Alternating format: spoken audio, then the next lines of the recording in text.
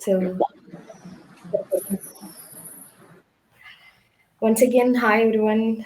Good morning and good afternoon. Welcome to our 10th Calicut MuleSoft meetup. Nice to see you guys once again, and this is our second meetup after a very long time. Um, so, the topic for the day is Maven and Mule, and our speaker for the day is our teammate Anoop. Yeah, Thank you, Anoop. And this is a very much needed topic. yeah. Thank you. Thank you, Fatima. Okay, so I'll read out the safe harbor statement. Both the speaker and the host are organizing this meetup in individual capacity only. We are not representing our companies here. This presentation is strictly for learning purposes only. Organizer or presenter do not hold any responsibility that same solution will work for your business requirements. This presentation is not meant for any promotional activities. Housekeeping. You guys will get the recording after the session. It will be uploaded. And any questions you guys have, please feel free to put it in the chat. If you would like to speak, then we can enable the audio also. And feedbacks are very important to us. So feel free and please give us feedback. And also, you guys can suggest more topics for our next meetup. Yeah, about the organizers. Myself, I'm Fatima Farzana. I'm working in NJC Labs. I'm a MuleSoft developer and the meetup leader for the Calicut team. My co-host for the day is John. Over to you, John. Yeah, hi everyone. Myself, John, John Matthew Phillip. So, Anup and Fatima are actually my teammates. So, I'm so happy today to be alongside them and, to be a part of this interesting topic called Maven and Mule. So, Anup, once again, thank you for joining and, being accepting our request to come speak as a speaker. So, yeah.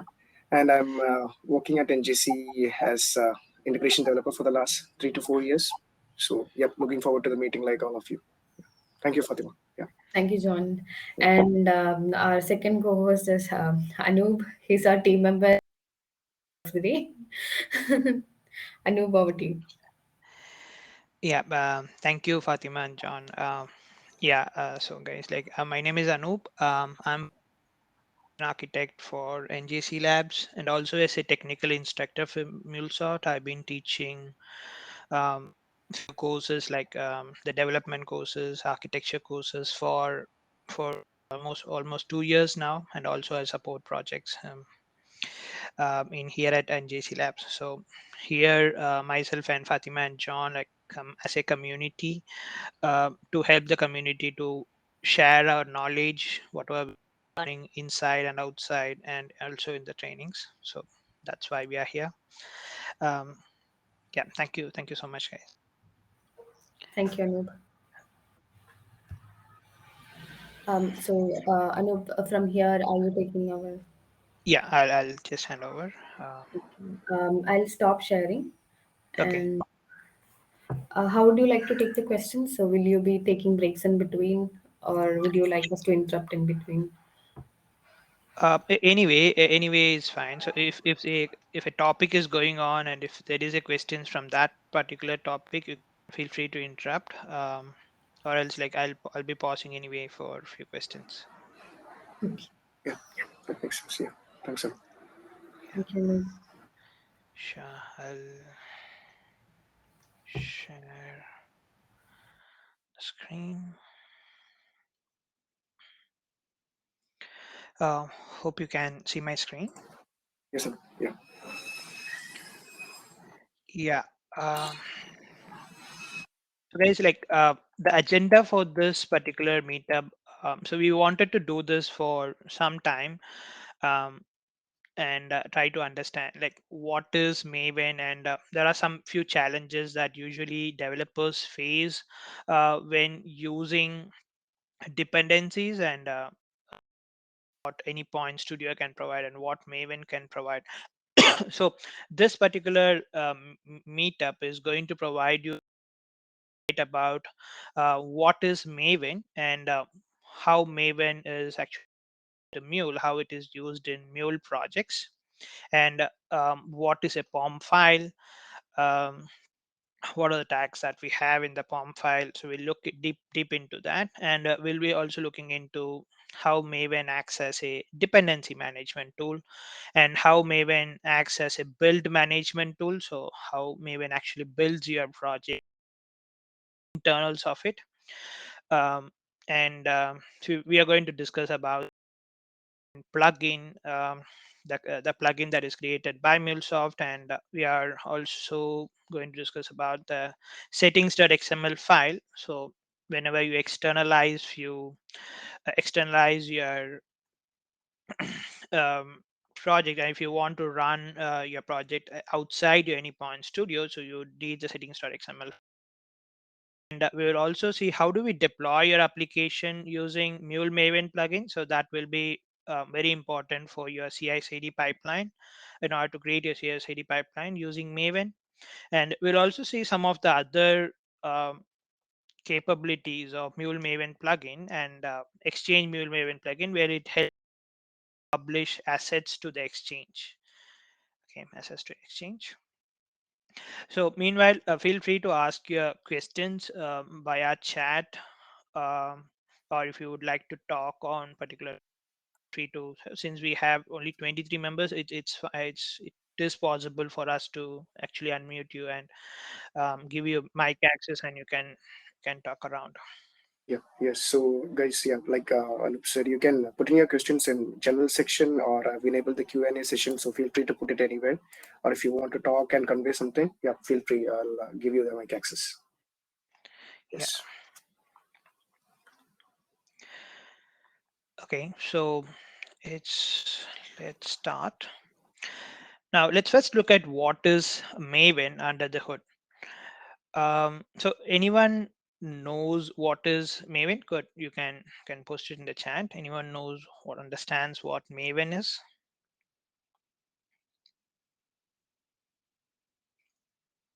Um, yeah, Aditya, thank you. It's a dependency management tool, build tool. Yeah, of course. Yeah, so let's discuss what is Maven under the hood. So Maven is actually developed by Apache, and it's used for automation purpose. Okay, build automation and dependency automation. So before Maven, especially in Java projects and all, we were using, and Gradle also, some of the features are very similar to Maven. And but even before Gradle, also handling the dependencies and build management is what quite difficult. Okay, so that's why Maven was introduced into as a framework for the Java projects, where it set of rules that we have to abide upon, which helps us to build your project. So basically, it's a set of standards that Apache provides us, and we call it Maven. So it provides a framework which builds your software dependencies, your project configurations, and all. So you can use Maven to mm, create your Maven commands to create your CI/CD pipeline. You can run test using Maven plugins, and you can actually, it is also good for documentation purpose itself. I've never seen people using it for documentation, at least in MuleSoft perspective, but we can discuss about how it is great for documentation, and how it is great for identifying the unused dependencies in your projects. Okay, so many time what happens is you have many dependencies in your project, which you accumulate it over time, but it you won't then generally use it, or you would have forgotten that you have actually added it and you're not using it. uh, and when you run some Maven commands, it helps us to identify that what are the unused Maven dependencies, and it helps us to remove those dependencies, thereby largely reducing the size of your Mule project. Okay, in that way, Maven is very helpful. And Maven uses a file called pom.xml file. That's a project object model file where you need to instruct Maven how the project should be built, what dependencies needs to be downloaded, what are the repositories needs to be involved, etc. Okay, so Maven is actually for a Java project, or for any project, Maven is actually just a just a 1.5 MB file if you try to download Maven. But you need to the idea is you can instruct the Maven to actually instruct your Maven to actually run it in a way that you want. Okay, that's what MuleSoft have done here. Okay, so let's discuss further the POM file. So POM, we call it as project object model. It contains important information such as your packaging type, your dependencies, and they your build configuration. So let's go and look into what the POM file is. So guys, like there is I mean, in the demo perspective, what I'll be doing is I'll be switching between the slides and the code. Okay, so there is no I'll be not going like to entirely then complete and then show the entire demo. So I'll be switching between that so that it's easier for us to understand and learn, right? So let's go and look at the project object model file. Let me open a project. So I've created a basic Mule project, flights API. In fact, I've taken this project from our fundamental class. It will be jars are already available. Here, if we look at the POM file, okay, so let me maximize it. Okay, so the project a POM file, that's a project object model file. It basically contains the identifier. Okay, so this is what we call it as an Maven coordinate, the group ID artifact and version, which actually uniquely identifies your artifact. Discuss more on that. Maven coordinate. And you have a packaging type called Mule application. Now, Mule application, just for information, is not a packaging type of Maven. Okay, Mule application is a custom packaging type that MuleSoft has created. So if you look at the Maven documentation, um,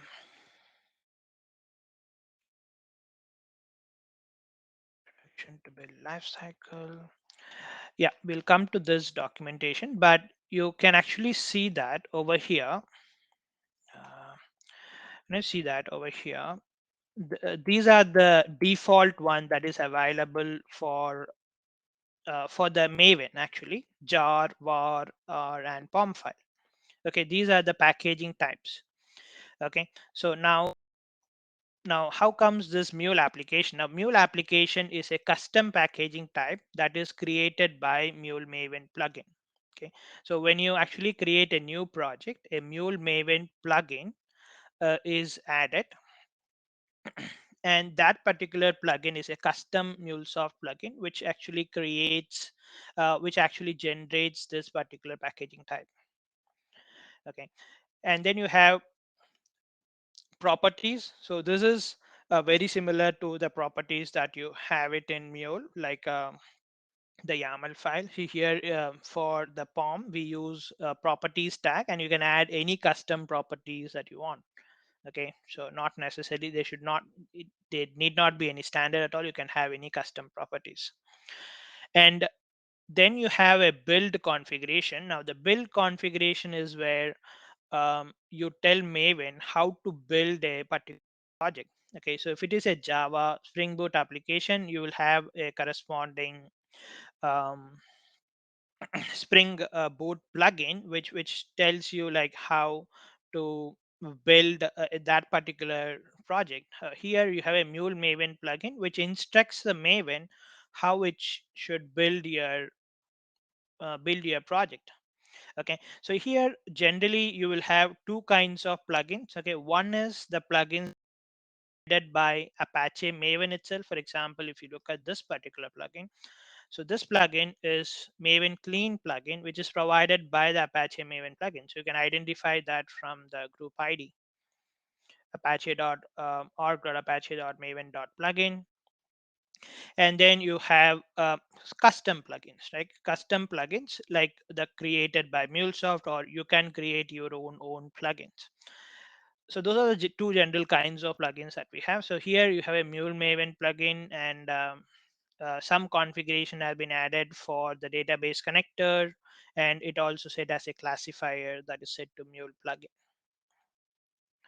Okay, so this is a build configuration that we have in the POM, and then you have your dependency section where all your dependencies will be added, like what all dependencies that you need to be in the project, that needs to be added here. So manually, so if you are, for example, if you are adding, let's say, in the implementation, if you're adding a dependency, for example, if you're searching in this one, if you're adding a secure property extension, Mule secure properties, if you try to add it.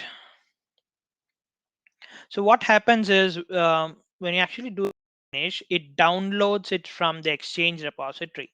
Okay, Exchange is under the hood, it's a repository. It downloads the asset, the Anypoint Studio actually downloads this particular assets from the Exchange repository, and it's add the configurations in your POM file. So you can see that particular dependency as well. And so either you can do it via your graphical user interface that's provided Anypoint Studio, or you can just add the tag inside this. So it does the same. So if you add the dependency tag, it is going to download it from the repositories. Then you have the repository section, like from where it needs to download your you are instructing Maven from where it needs to download your repositories. Okay, so we'll talk about the repository sections more. And you have the plugin repository, so you need to instruct Maven where it needs to download your plugin repositories as well. Okay, plugin repository as well. So these are the general Maven configuration that we will have. I mean, general POM tags that we will have in a pom.xml file. Okay. Uh, any questions here? No, no, nothing on the chats. I think we are good to go.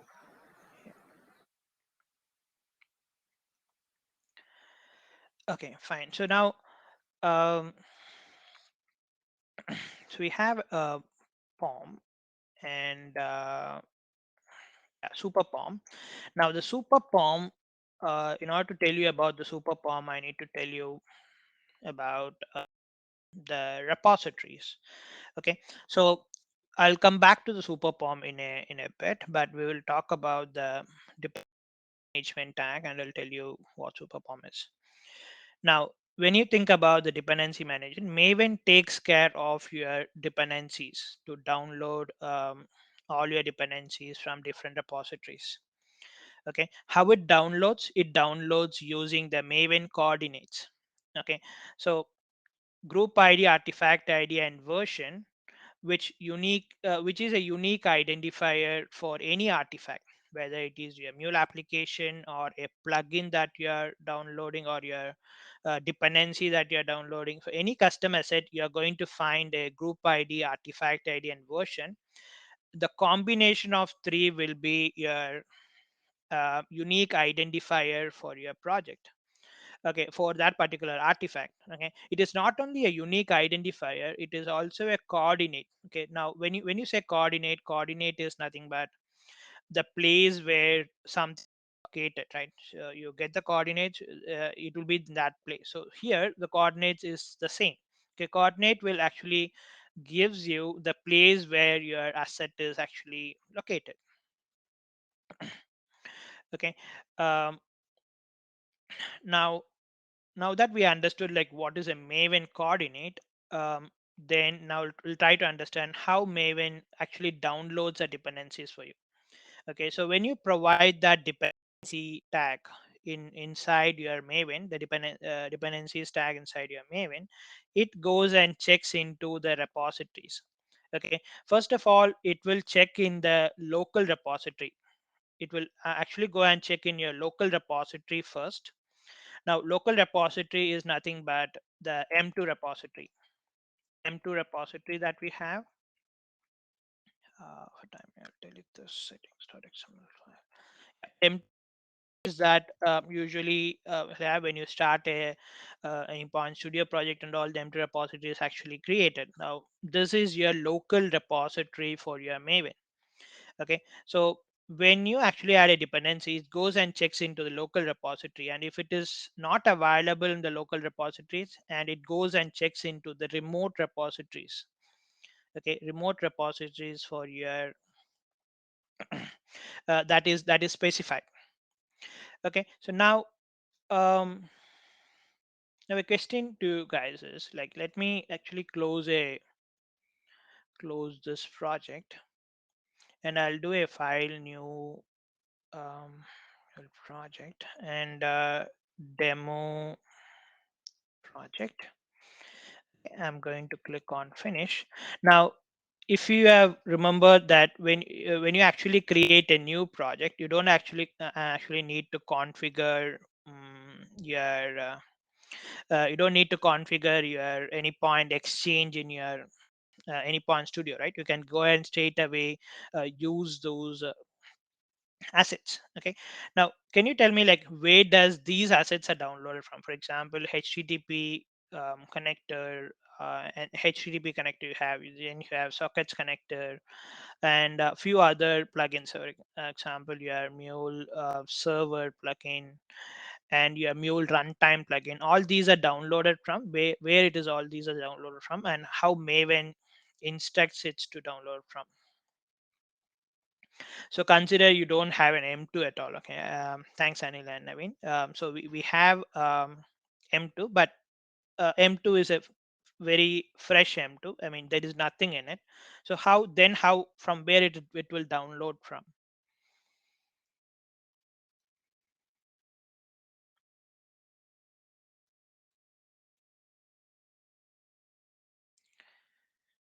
Yeah, remote repository. Now let's look at what remote repository here. So Maven cannot actually download it unless we specify the repository. Okay, so that's why when you create a new project, some of the repositories are already in present for you. Okay, now if you look at the repository section, there are two repositories available. One is the Exchange v3 repository. So unless and until you have a connectivity to the Exchange, like you have configured something into the Exchange, you will be able to download assets from the Exchange. Unless and until you're not connected, you will not be able to download assets from Exchange. So that's why you get some issues like whenever you try to download the RAML dependencies or OAS dependencies, you get some issues like if it is not connected to Exchange, able to download it from the Exchange repository. Okay, so having said that, Exchange is actually under the hood a Nexus repository under the hood, so we can, but Exchange, when you see the UI, you'll see the assets in the UI, but under the hood it's actually a repository. Okay, take a look at the next one, the MuleSoft releases repository. Okay, MuleSoft releases repository. It's a repository that is provided by MuleSoft, and it is actually an uh, open source repository, which means that it is not secured by any client ID or secret. Okay, so I'll just go to that URL, and you will find that repository. It's open. Okay, now this is where Maven tries to understand that okay, it got hold of this particular repository. Now it will check for, since we have configured this MuleSoft releases in the repository section, it will check for this particular artifact, Mule HTTP connector. So that's where Maven coordinate comes into picture. Now it will look for the Maven coordinate. For example, if it needs to find a artifact or Mule HTTP connector artifact, it will go and check for the org folder. So you'll have an org folder over here, and then you'll have a mule folder. Then you're going to have a connectors folder. Okay, connectors folder. uh, then you have the artifact ID Mule HTTP connector. Okay, so you are going to get a Mule HTTP connector folder over here, and then it looks for the 1.7.3. So that is um, 1.7.3, and Maven is going to find the jar over here. Okay, so what it does is, if it is not available in your local repository, empty repository, it is going to download this asset from the remote repository, is a MuleSoft remote repository, and goes and puts inside the local repository. Okay, it goes and puts that in a local repository. So you have org in your local repository. You can search the same way. You have the org dot, hang on, I forgot. Yeah, you have connectors, and then you have HTTP connector and 1.7.3, and you have the jar file there. Okay, so it goes and downloads. So now only for the first time it goes and downloads from the remote repositories and keeps it in your local repository. And from the next time onwards, it is going to actually use this one. Okay, it is going to actually use the repository. Okay, so some assets are in the MuleSoft releases repository. For example, your HTTP connector repositories, MuleSoft sockets dependencies, socket dependencies, your Mule Maven plugin dependencies. All these are in the MuleSoft releases repositories. That's why when you actually start create a new project, you don't actually need to connect to your anypoint exchange in order to download, because it's there in the MuleSoft releases repositories. But as you said, some assets are in the exchange repositories. For example, especially the ones that you want to search in exchange and download it. It should be in the releases repositories. Okay. Um,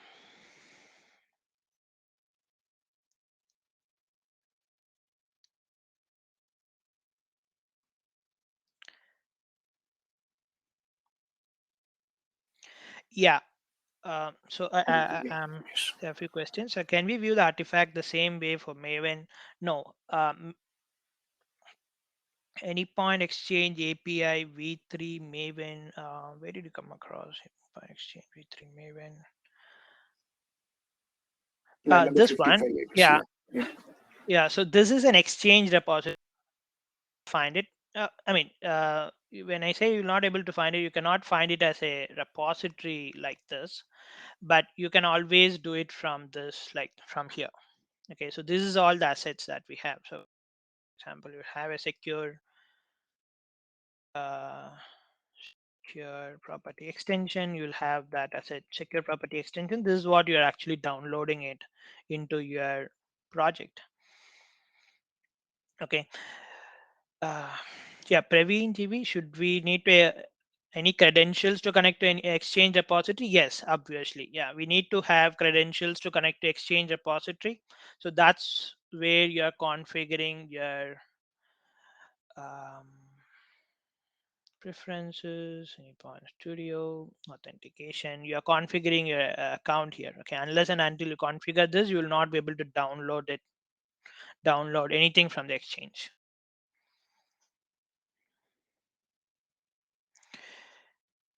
Okay, fine.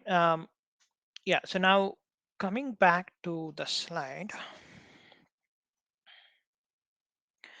Now, I hope you understood how Maven downloads repositories. So Maven, whenever you have the dependency tag, Maven actually downloads it. Maven actually looks for that particular dependency in your local repository.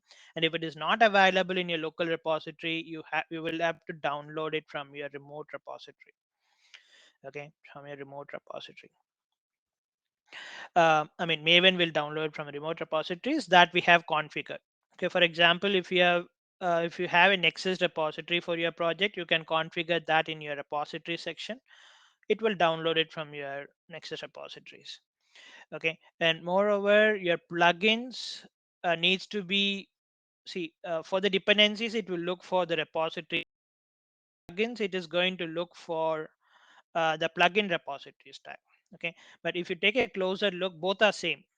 It is the URL for this repositories and the plugin repositories at this point is same, because both Mule Maven plugins and your repositories, I mean dependencies, are residing in the same repository. Okay, but there are certain other dependencies that actually there. The dependencies that you actually added. So if you add a database module, now the database connector is actually coming from the MuleSoft releases repository only. Okay, but the configurations that you do here, like you want to do a database configuration, and you would need to add a, for example, if you are going to connect to a MySQL connect JDBC driver, this we used to add it as from Maven dependency. Okay, now here you are going to search that from a Maven central repository. Okay, you're going to search it in a Maven central repository. That is, this repository is not actually a MuleSoft releases repository or Exchange repository. It is coming from the Maven central repository. Okay, so that's uh, Maven central repository. So that's a Maven central repository. All the other artifacts, like all the other dependencies that is not related to Mule project and Exchange, will be there in your Exchange repository, generally added to Exchange repositories. Okay, so it will be downloaded from this particular repo. But if you have a look at this Exchange POM file, we have never configured that in your repository section. You have never section. Then from which repository, how does Maven understand from which repositories it takes from, right? So if you think about that, uh, then oh my god, I did it from beginning. Give me a second. Yeah, if you think about that, let me go a few slides back. That's where the super perm comes in. Okay, so like if you are into object oriented, if you have done object oriented, that every class is in, I mean, indirectly inheriting from a parent object. Okay, so that's why it is object oriented. Every class is inherently inherited from an object. So similarly, every POM here indirectly inheriting from a super POM. Okay, inheriting from a super POM. So that is actually, if you search for your super POM, so that when you actually download the Maven, start using it, you are going to get that super POM. Okay, this particular super POM, it's actually a POM file which is already it is indirectly inherited from the Maven. And take a look at the repository over here. Okay, it is the central repository that is configured, and that's why we are able to actually download the dependencies from the Maven central. Okay, that repository is already configured, but it's not configured in our POM file. It is configured in the super. Okay, I hope that makes sense. Okay, so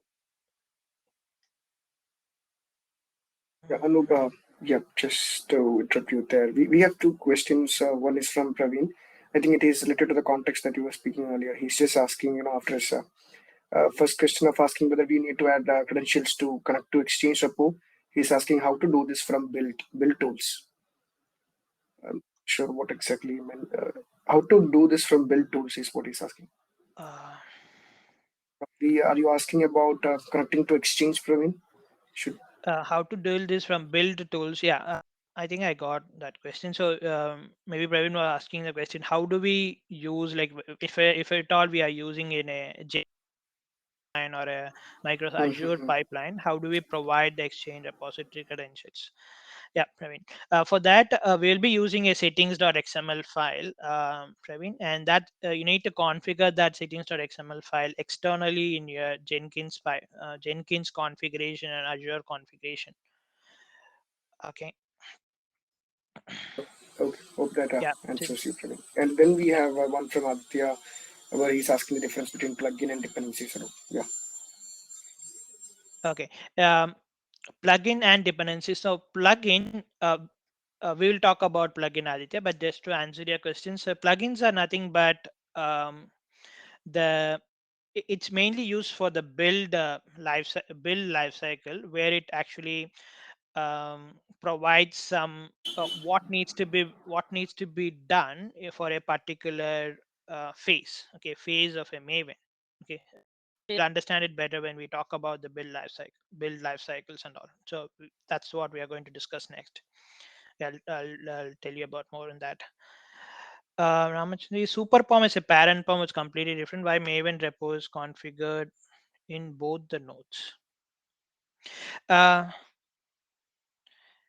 okay, is super pom, it's actually, see, you need to have a parent tag. So that's where I was just giving an example object. So for a class, it is, we are not defining object as a parent I mean parent of a class, right? But it is indirectly a parent. So everything will start from the object only. So similarly, super pom, it's like a parent pom for all the poms, okay, you're using.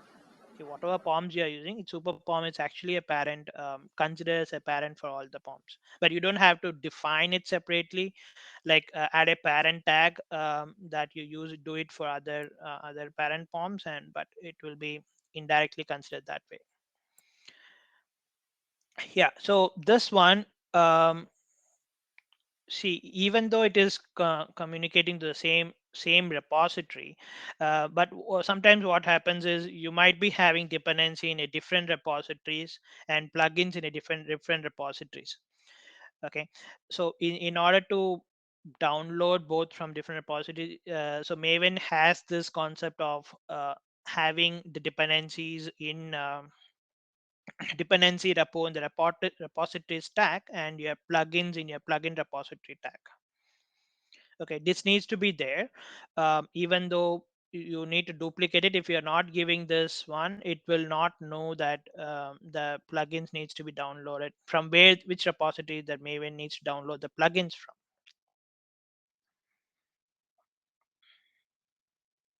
Okay.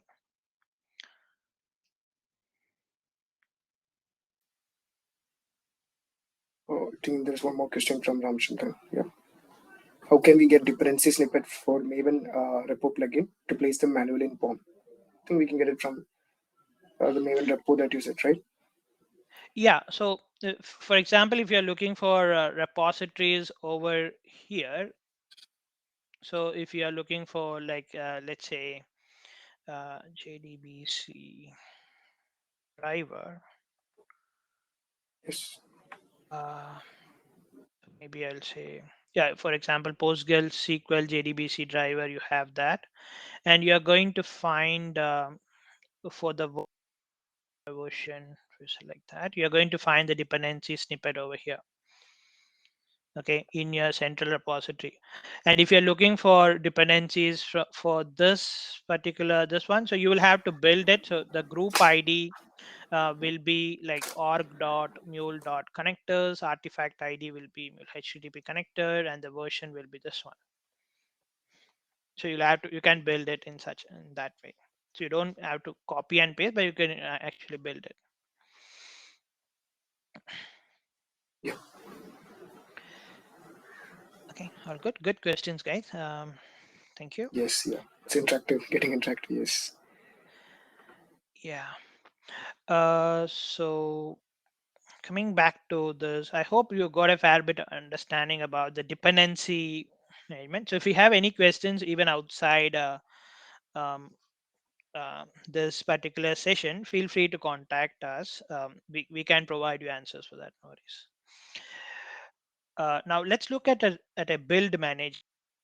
Uh, Before that, I forgot to tell you about the transitive dependencies. Okay, so now Maven not only takes care of the dependency, also takes care of your transitive dependencies. For example, if you look at HTTP, okay, HTTP connector or HTTP jar is dependent upon so many other dependencies that we are not aware of. Okay, we're not taking care of. Earlier, in the earlier days of Java, we used to download dependencies. You then need to manually download all the transitive dependencies as well. For that, you have to initially know what all the transitive dependencies are available. All that, so you'll do it by fixing a trial and error method. Like you'll try to run the project, you'll break, you'll download that dependencies again. But here, when you add a dependency, it is going to download all the transitive dependencies for us as well. Okay, now how Maven understands that, Maven understands the transitive dependencies for that connector. It again, like it just goes and looks for, so whenever it downloads a jar, it also downloads a POM file. Okay, from the repository, it also downloads the POM file. And if you look at the POM file, that POM file is going to give you all the, okay, I'd like to, POM file is actually going to give you all the dependencies that particular project, that particular HTTP is using. Okay, so now Maven looks for this POM file, downloads the dependencies again, and adds it onto your local repository. So that's why when you actually try to build your project, uh, it will have dependencies that you have added onto your POM file. It also have so many other dependencies downloaded, which means that that particular dependencies is actually dependent upon so many other dependencies that is downloaded. Okay, so if you look at this, if you have a look at this, one of those dependencies that it uses is a sockets dependency. Okay, sockets dependency. Now, what this means is sockets dependencies is actually a transitive dependency of your project. Okay, so it's a sockets dependencies is a transitive dependencies of your HTTP connector. Okay, so unless and until you are explicitly using a listener of a sockets or a send and receive, you don't have to actually need to have the sockets dependency at all. Okay, so you can actually reduce your Maven build size by removing this if you're not explicitly using it. Okay, because it's a um, transitive dependency or it will be automatic anyway downloaded for you. Okay, so you don't want actually use it. So in that way, like Maven not only takes care of your dependencies, it also takes care of your transitive dependencies as well. So now let's go on to build management. Now, Maven in Mule, Maven is also used as a build management tool as well. So Maven takes care of your building your project. So whatever you're doing, like when you right click on your project and click on run, it actually runs a Maven command. When you close your project and open it again, it actually sometimes the issues might fix when you close your project and open it again, right? So actually under the hood, Maven commands are getting um, executed behind the scenes. Okay, so for building um, an asset or artifact in Maven, you have a standard life cycle that Maven follows. So Maven only runs this life cycles. Okay, so one life cycle is called a default life cycle. So all these three are build life cycles, and another life cycle is called site life cycle, and another one is a clean life cycle. Okay, and each life cycle have certain phases that gets added. So clean life cycle has a pre-clean phase, clean phase, post-clean phase, and site life cycle has three different phases. Default life cycle is a common one, um, which is used for this building your project. So whenever someone refers to as a build life cycle, they are actually referring to a default life cycle. Okay, so and default it actually have these phases, and they only have these phases. It has sub phases as well, but these are the main phases that we have. So validate, initialize, compile, test, package, verify, install, and deploy. Okay, and they run in a cascading ordered manner, which means that when you run a compile phase, it is not going to directly run the compile phase. It is also going to run validate and initialize and then compile. Okay, so for example, if you are running package, it will run all these phases and then only runs package. Okay, when you do a deploy, it will do all these phases and then deploy. That's why it's a cascading ordered phase. Okay, so now if you look at the phases, like let me go to Maven build lifecycle, so you'll be able to look at the phases over here. So validate, compile, test, package, verify, installs, and deploy. So these are the phases that we have, and each one does a certain activity. For example, validate does is to validate your current project, compile does is to compile the source code, test is to test, where we run the unit test. Packages, you're going to get the jar file. Okay, verify is it runs all the checks. You can actually run integration text at this phase. Install is it will install it to your local repository, and deploy is it is going to deploy it to your remote repository. Okay, so now Maven being being an independent build automation tool, it will not understand like um, what it needs to build. Okay, we will need to instruct them to it. That's why the Mule Maven plugin comes into picture. Okay, so it's a um, so if you are into object oriented programming, you would have heard about the inversion of control technique. Like inversion of control is basically it's a switch where you'll be having a switch, and when you plug in a socket into the switch, it will start working. Okay, so that switch is actually it's just a framework, which a framework or a standard set of rules that provides.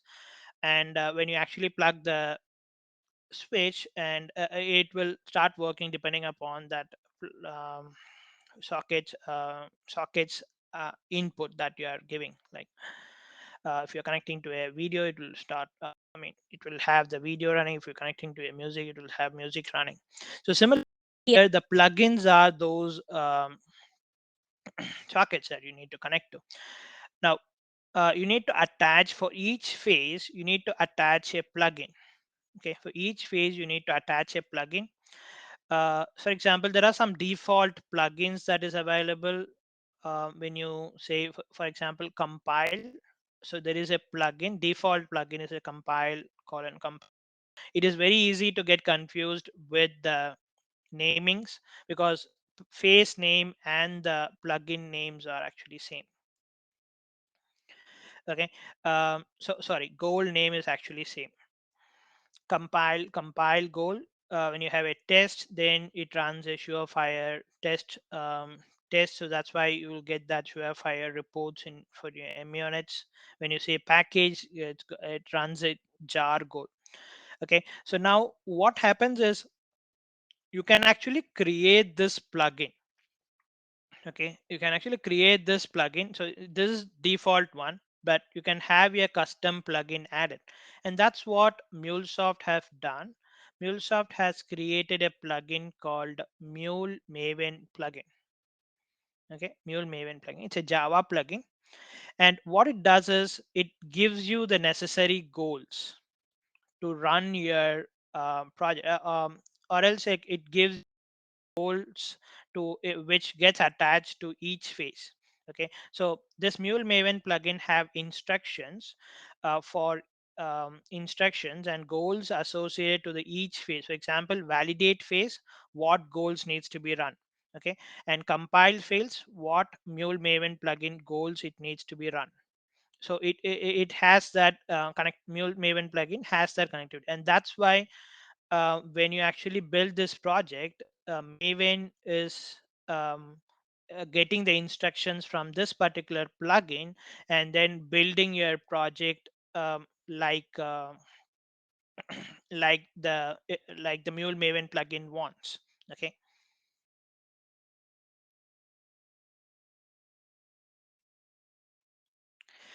Um, yeah. So now if you want to explore a Mule Maven plugin, you can actually go and look at the explore the jar. So it will not be much open, like, but you'll be able to see org have org, org dot mule dot. Now you have tools, and then you have Maven, you have Mule Maven plugin. Mule Maven plugin, many other plugins. That's why it's on it. You can see Exchange Mule Maven plugin and deployer plugin and all. But here you're going to find the jar file. Okay, so if you um, if you if you are like doing it, you can actually rename it to the jar to a zip and try and open that and see what it has. So we'll have basically it's a Java Mojo files is what you'll be having.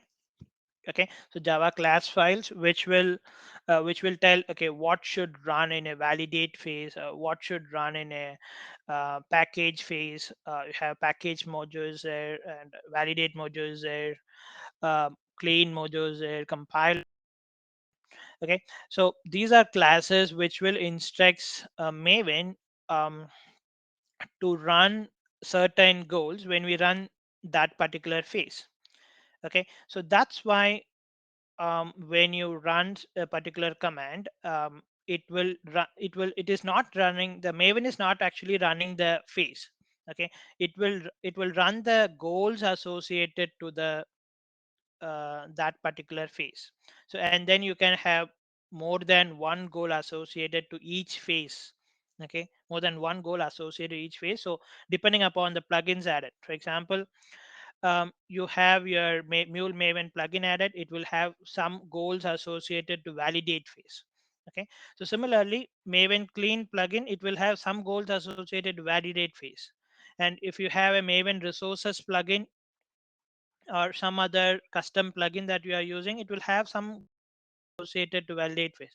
And what when you run mvn validate, it is going to run all the goals associated to that particular phase, and that's all Maven does. Okay, that's all Maven does. So now let's go and see like what are those goals are like. Before that, let me Yeah, Anup, if you're open to take few questions, we yeah, have, yeah. yeah, we have few of them. So one of yeah, Ramchandran asked, is it possible to override the transitive dependency which you explained earlier? Yeah, I didn't get that question. What he's was that? asking earlier we talked about transitive dependency which you showed, right, that form. Yeah. So yeah, he's asking, is it possible to override that? Overwrite it. Actually, I'm just thinking. Mhm. Um, should we? I mean, what is the use case of overwriting it? I didn't get that, Ramachandra. So why do you want to overwrite it? I'm not very sure about whether we can overwrite it or not, Frank. But I don't see a use case for overwriting it because it's by default taking care of it for you, right? So can you tell like what you want? But if you're asking for just for learning purpose, I'm not very sure whether we can override the transit dependent. Maybe you can try updating the POM and using it, updating the POM. Still, yeah, Yep. yeah, because Yeah. in the remote repositories you cannot change the remote repositories, but you'll be able to update it in the local repositories maybe. Yes. Yeah. Yeah, we have another question from Sai. So he's just asking, what is the, what are the tags, shared library and classifier actually means, what is that in the POM? What is shared library and what is classifier tag? Classifier is actually that which denotes the application, right? Which is, whether it is a Mule application or. Yeah. So classifier is nothing but, so whenever you are creating a mule project, so there are multiple multiple packaging types that is available. One is a Mule application, one is a Mule plugin. Okay, so if you want to convert your as a Mule plugin, then you have to provide your classifier in your configuration section. You have to provide your classifier as a Mule plugin. Yeah. Okay. Yes. The other one is from Kalyan. So he's asking, is Mule Maven plugin, does it help for application deployment to RTF? Does Mule Maven plugin Uh, help for RTF deployment applications of applications? yeah. Yes, absolutely. Like you have configurations for RTF. Okay. So I can tell you that. For example, if you're deploying your Mule application using Mule Maven plugin, so there is deploy applications to runtime fabric, and you'll have the respective configuration for runtime fabric that you want to put, and you can use the same Maven Yes. commands to deploy to runtime fabric as well. Oh, yeah, it's possible to deploy via Maven too, right? Okay, since we have these tags. Okay, all right. Yeah. Yep, you can deploy to on-premise, you can deploy to Cloudhub 2.0, like Mm-hmm. whatever options we have. Yeah, Yes, yeah, hope that answers you, Kalyan. Okay, Anup, I think we are good to go. We don't have any more questions here. Yeah, yeah, sure. Thank you. thank you.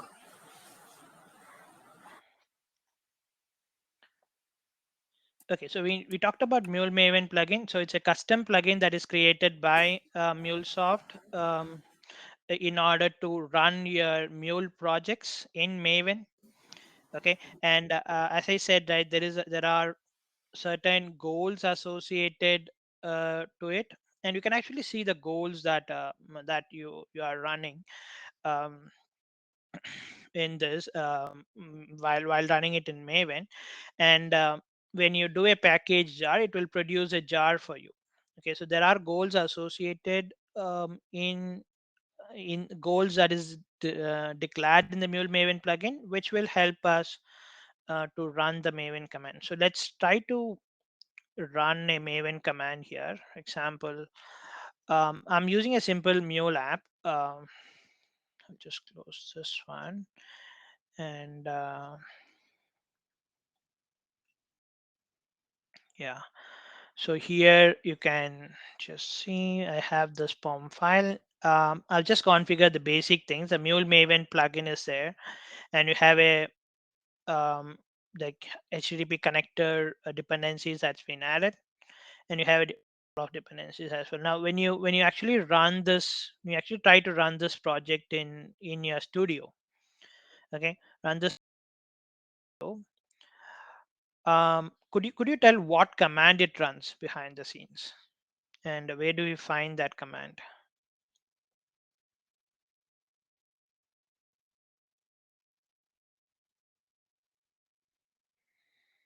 when you run the package? Yeah. um, yeah, so you'll find that in if you go to window, go to preference, and if you search for Maven, like Maven, you'll find the base command that needs to be run. So you have a MVN clean package. Okay, MVN clean package, and is skipping munits.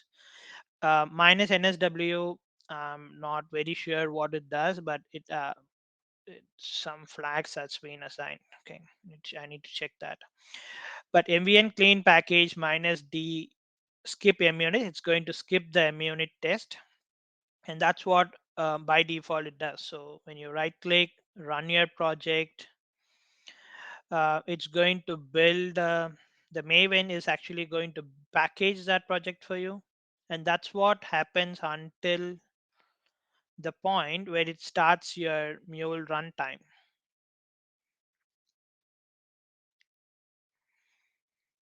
Mm, let's see, you can see that it's switching tools. You can actually see that over here. Some of the goals are running. Okay. Uh, yeah, you can see until this point, it will clear that screen for you. Until that point, your jar gets created. Okay, jar gets created. Then it will be downloaded, your dependency, your Mule runtime will be launched, and um, your what this one will be added onto your Mule runtime. Okay, so that's what happens. But initially is what your application get packaged. Okay, so now when you run it in Anypoint Studio, since you have that embedded Mule runtime, the moment your project is built and packaged successfully, it's Mule runtime. Okay, so it has that Tanuki wrapper around the hood. So you have this. I'm not much details, but yeah, it uses this Tanuki wrapper in order to automatically start your Mule runtime, and it Tanuki wrapper is the one which helps us to, when you do it, just when you make some changes in your code, and if you save it, it automatically rebuilds for you, right? So Tanuki wrapper is actually taking care of those things. Okay, now so I'll stop this project. And when I run this in external Maven, so you need to have Maven installed for you to run this commands. Let me run it for you. When I do mvn, okay, clean, mvn clean. So what it does is it actually deletes the target folder. Okay, that's what it does. It's going to delete the target folder from your workspace. Okay, but have a look at the goals that is being run. Okay, so it is in the clean phase. Okay, in the clean phase, mvn clean. So we are running the clean life cycle. Okay, we are running the clean life cycle here. And in that clean life cycle, it runs these goals like mvn clean plugin. So that's what we have added in that POM. Okay, we have a plugin called mvn clean plugin which runs a clean goal.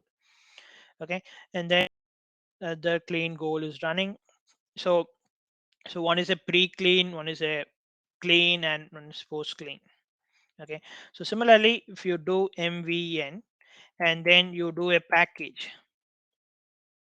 okay, mvn package, and if you try to run your project, so let me, you'll be able to actually see what all the plugins are. You can see that in the validate phase of the Maven, it is running Mule Maven plugins validate goal. Okay, validate, the goal is also, goal's name is validate, and the phase name of the Maven is also validate. It runs a validate goal, it runs the initialize goal. Okay, and then you have some sub phases like generate resources, process resources, and all. So all these are in that Mule Maven plugin jar, which is just developed they have written specific code in order to do certain activities when that phase runs. Okay, when that phase runs. So project resources, now we can actually see Maven resources plugin.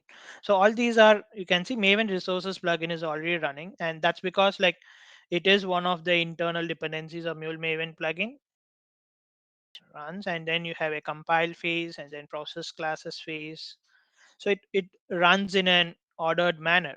Okay, then it runs a test phase. So in that test phase, you have a couple of goals that it runs: generate resources goal, test resources goal, compile goal, test goal. So if you have your munit test in this and you have your munit plugin added, okay, so you need to add the munit plugin. It is going to the goals associated to that munit plugin also. Okay, so when that goals runs, it will create the um, report for you, the surefire plugin reports for you. Okay, and then finally it runs the package phase, which where the build gets, I mean, packaged into a jar file. Okay, so how does it getting a jar file? That's because the packaging type mule application that you have provided over here in your POM file, it's actually a custom packaging type, but under the hood, it creates a jar. Okay, so you can actually design it like when you um, in the Mule Maven plugin, if you have provided it as a var, then Mule application actually creates a var file instead of a jar file.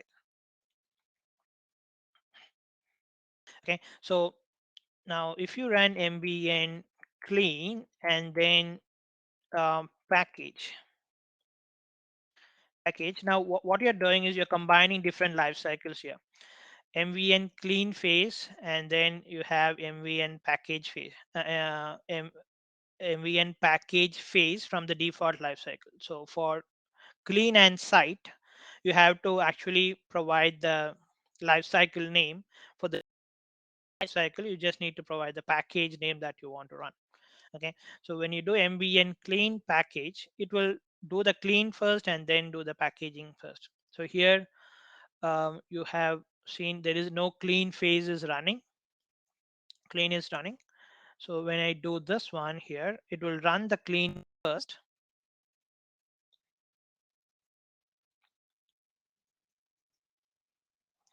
Okay, it will do the clean first. It will do the packaging next.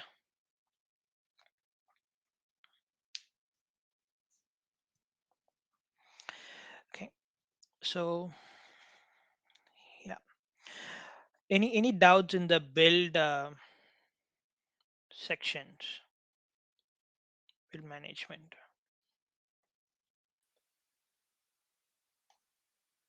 Let me know until this point.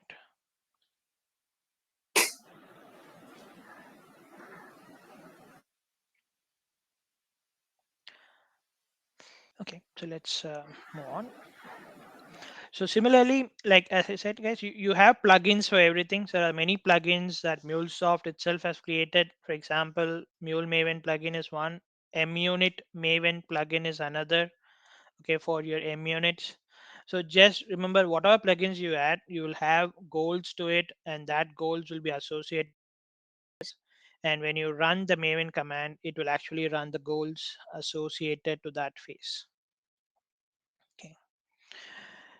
Now, using settings.xml file. Now, when you want to run your um, Maven command outside your Anypoint Studio, especially if you have assets that is being configured, that is being configured in or repositories that needs to be accessed via credentials, then you would need to use a settings.xml file. Okay, now settings.xml file generally will be in two different places. So one is it will be in the Maven folder itself. Okay, configuration folder. You will have your settings.xml file. So for me, I've just configured Maven in my C drive. I have my tools. So you have your Apache Maven 3.6.3 and you have conf. So you have a settings.xml file over here itself. Okay, so this is where it adds some configurations under the hood. So for example, it adds your repository. Where should repository? You can even change the local repositories. Okay, if the .m2 folder that's been generally in users folder, that's because it's been specified that user.home. But if you want to change it, you can actually uncomment this tag and you can change the path where you're going to download your local repositories. Okay, so this is a parent. You can override these values by providing your own settings.xml file. Um, in your what in your repositories in your .m2 folder, in your .m2 folder, you can have your own settings.xml file and override some of these values. Okay, so settings.xml file, it's a large topic, so we are just confined to what generally used in Mule. So we have a server tag which we generally use, and but you have a large project management settings. The entire project management settings you can be done inside settings.xml file. So if you want to use say friend profiles, you can use, or if you are using a proxies, In order to connect to your local repository servers, you can provide your proxy details over here.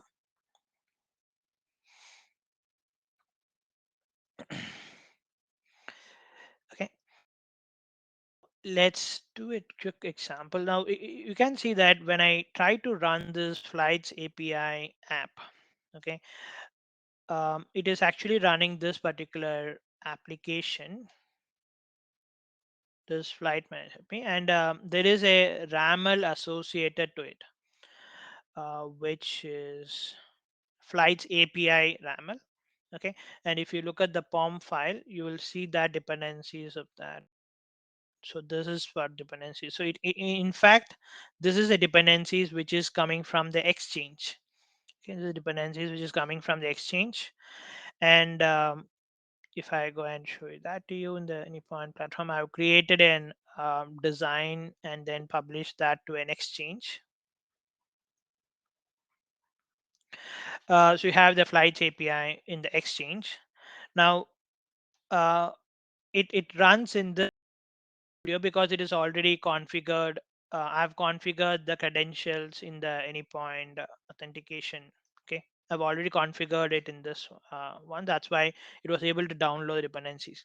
Okay, but in Maven, like when I'm trying to run it in external Maven, I don't have any settings.xml file configured, which means that I don't have any credentials configured in order to connect to Exchange and download the dependencies.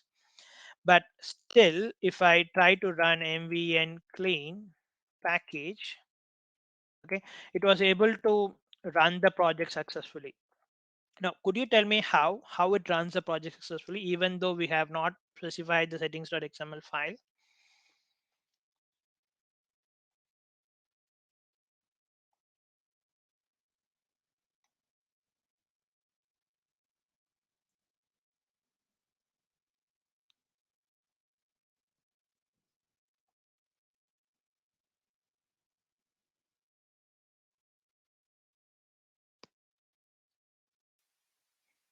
We have few things coming up in the chat, so yeah. Again, no. In the con file, we generally don't touch file unless and until there is a need for it. So we have not configured anything in this one. Okay, till it was able to run the command. Yeah, yeah, that's right. I mean, like, we're not deploying it into Cloudhub and all, but still, it should have the dependencies. Otherwise, it's going to error out. Okay, so guys, like uh, that's because um, that's because like the dependency is already downloaded to your local repository. Okay, so if you look at this particular group ID, so that is the organization ID, and if I look at the repository over here,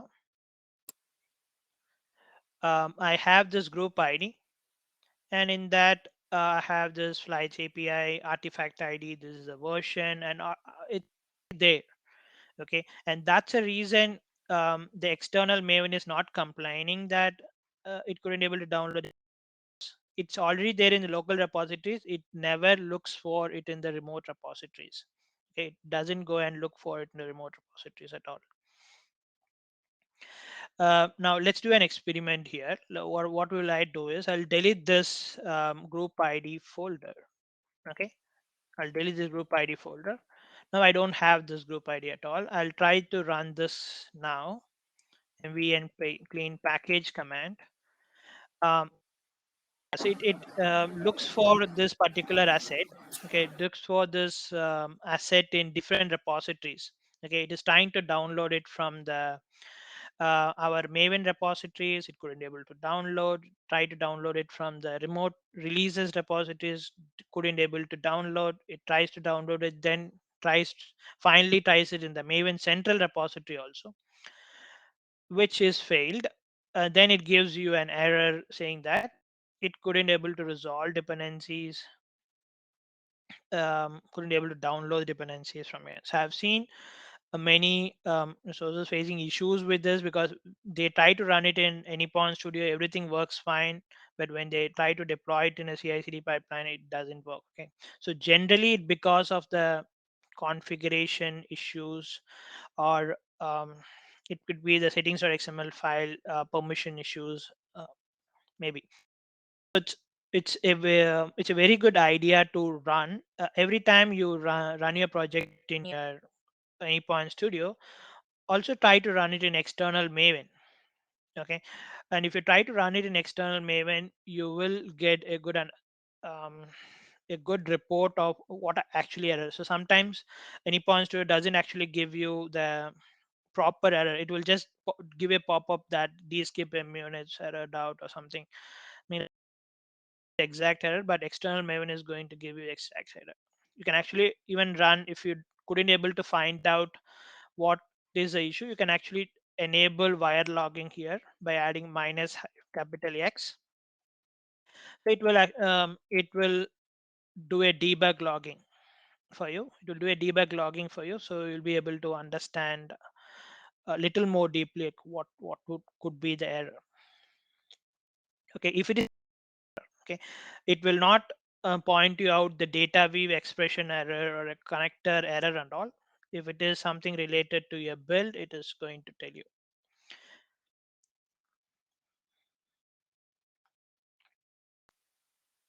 Yeah, Anup, so when you, yeah, sorry. Yeah, just a quick question, yeah, from my side. So that dependency that you deleted, right? So that got into place in that .m2 because we downloaded it from Design Center first by connecting to Exchange, right? That's when the dependency came there, which is the one you yeah, deleted. Yeah. yeah, that's why. So when you Oh, try to run mhm. it in one, it actually downloaded it and kept Yeah, it in the the local the initial repository. stage when you downloaded the RAM. Okay. Yeah. Got it. Yeah. Yeah. So Kalyan had most of the issues differences when MUnit. Yeah, exactly, Yes. Kalyan. So when you configure your MUnits, you have to also configure the server that needs to run. So understand you're coming from, but whenever you try to run your MUnit, in order to run your MUnit, you need a Mule runtime to run actually to run your MUnits, right? But when you're running it in Anypoint Studio, you already have an embedded Mule runtime. So you must be noticed like when you try to run your MUnits, it starts your Mule runtime and then processes your MUnits and then stops your Mule runtime. Okay, it's unlike your any point Mule application where it does not keep that. So it doesn't uses that Tanuki wrapper. Okay, when you run your MUnits, you will notice that it does not uses this Tanuki wrapper in order to redeploy and all. So it starts the MUnit and then stops the MUnit. So it needs a MUnit. So when you run it in external Maven, so generally resources doesn't configure where they need to run the MUnit at all. Okay, so you need to configure the releases repository. Okay, the MuleSoft Nexus repository that you need to have, and then you have to also need to configure the releases configuration in your settings.xml. Okay, so that's how then Maven understands to run that particular MUnits from the Maven. So if time permits, I'll show you that, Kalyan, for you. Okay, how to do. Yeah, sure. Um, okay, so now let's go and fix this. Now, in order to fix this, I need to create a settings.xml file in your .m2 folder. Okay, so you can see that it tries to download dependencies, but it couldn't able to download it. So what we need to do is we need to create a settings.xml file over here, which I already have it in my desktop. Mm, okay. The settings.xml file is a plain file. Let me show that to you. Yeah, here is a file, and then I've added a settings tag. Inside I've added a server tag, and inside that you have a server tag. Okay, and then I've had an ID, okay, which needs to be equal to the repositories that you are telling that you are this from. So here the pom file, you have the exchange repositories that is named anypoint exchange v3. Okay, anypoint exchange v3, that particular id should be same. It should be same, then only Maven will understand that for this particular repository this is a configuration in settings.xml file. And then you, in the username and password, you might have observed that we generally provide the your anypoint platform username and anypoint platform credentials. Okay, so which is not recommended, because you're first of all you need to encrypt it. If you're not encrypting it, you're exposing the password. Even if you're not exposing the password for an activity like here, you are giving unnecessary privileges to in the settings for xml file. Okay, you are giving the entire anypoint platform privileges to run a certain activity, which is not recommended anymore. That's why one of the system is connected app is introduced. Okay, connected app. So what I've done is I've created a connected app. Access management.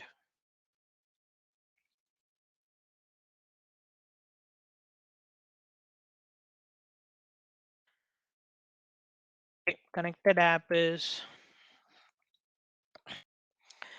so you can actually create an app. So generally it provides you the framework in order to provide permissions to an external application or something.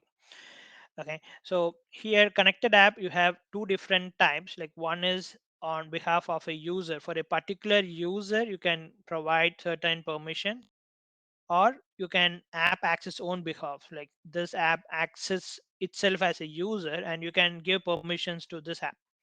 Okay, so I'm just going to use this one, and you can add scopes to it. Like for example here our um, this one is to connect to the anypoint exchange and download the dependencies. Okay, for that you just need an exchange viewer permission. You just need an exchange viewer permission, which needs to be provided. Since it is not environment specific, it's not asking for any environments. Apply and add scopes to it and save it. Just you need to provide name viewer.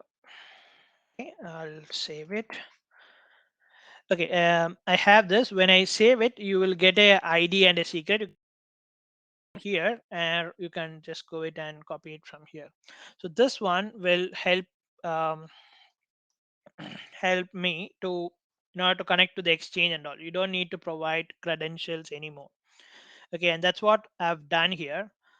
Provided so username will be tilde client tilde. So it is the same.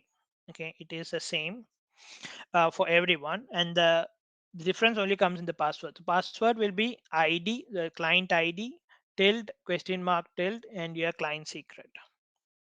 Okay, so this is a client id and secret. So you will get that documentation, mule documentation, um, in here. You say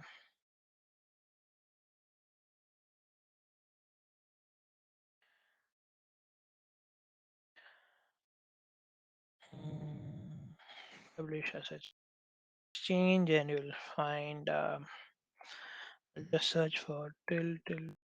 Yeah, you have, there are many ways to do. You can actually use a token based one, or you can use the client id and secret. Okay, client id and secret as well. So I've added all these in the ppt. Anyway, if you want I can share it over here as well. Okay, you can have record documentation provided. Now I provide the settings.xml file in the to folder, and then if I run this now, and clean package, we'll now see that it will look for these dependencies.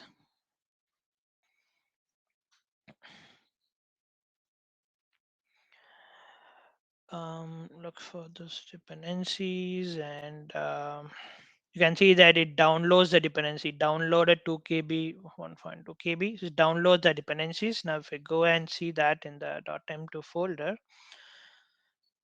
you will see that dependency got downloaded. Okay, so now what happened is, your it checks in the local repositories. Your dependency is not available in your local repositories, so that's why Maven looks for the remote repositories, and when it remote repository, it downloads the dependency from that repository and kept it in the local repository. Okay.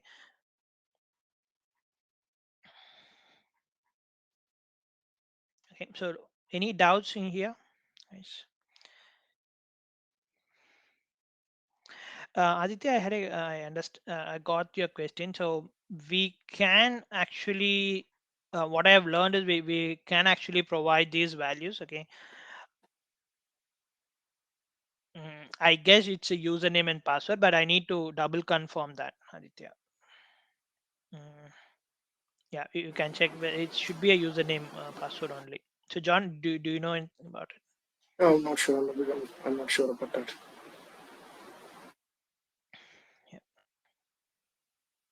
Yeah. But yeah, I think it should be possible, Aditya. It should be possible because file is external file, right?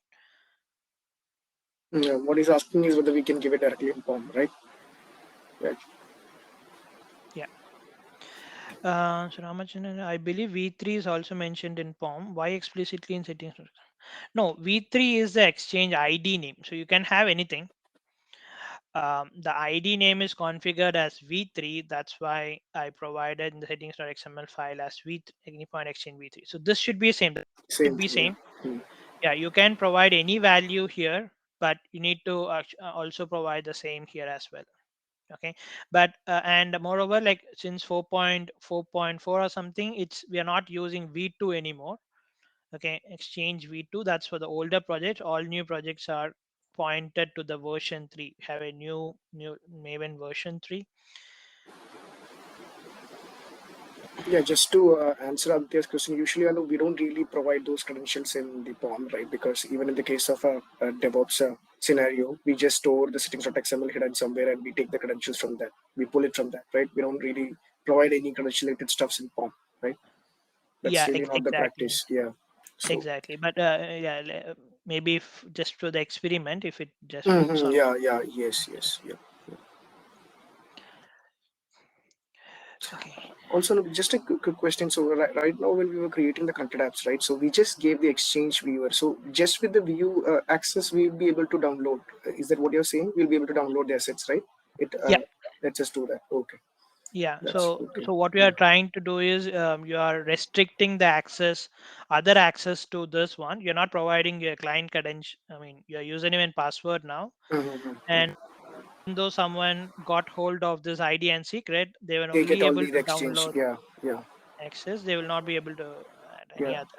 Yeah, what I was curious about was I saw Exchange Viewer, so I couldn't relate it with how we are downloading by just viewing. But I think something happens behind it, right? So even with Viewer, I think we'll be able to download, right? Or gives permission to download assets within a business group. Yeah, that makes sense. Yes, Yeah, yes, yeah, that yes, yes. name is little skeptical. Even Yeah. let me show you in Cloudhub apps and Cloudhub 2.0. If you have a look, for example, especially to Cloudhub 2.0, you need to have a design center developer permission. Okay, which actually doesn't make any relation at all. But if you're not giving this trigger permission, it's going to fail. Okay. For me, even downloading. Yes, understand. Yeah, yeah. Yeah, so that, yeah. Okay, so that's the settings.xml file. Guys. Now let's move on to how do we deploy Mule application using Cloudhub, using to Cloudhub plugin. Now, when you deploy application to Mule Maven plugin, we use this configuration. You have to use a Mule Maven plugin configuration. Okay, you have to use a Mule Maven plugin configuration, and in that you have to provide your CloudHub deployment configuration. So that's actually documented. You can get that from the documentation available. You have to provide certain values, and then you have to give the necessary permissions in order to deploy this application, and we'll be able to deploy it. Okay, let's go and see how we can deploy this application now. As you see here, it we have to use a flag in order to deploy this application. And I'll tell you why we are using this flag. Okay, why we are using this flag.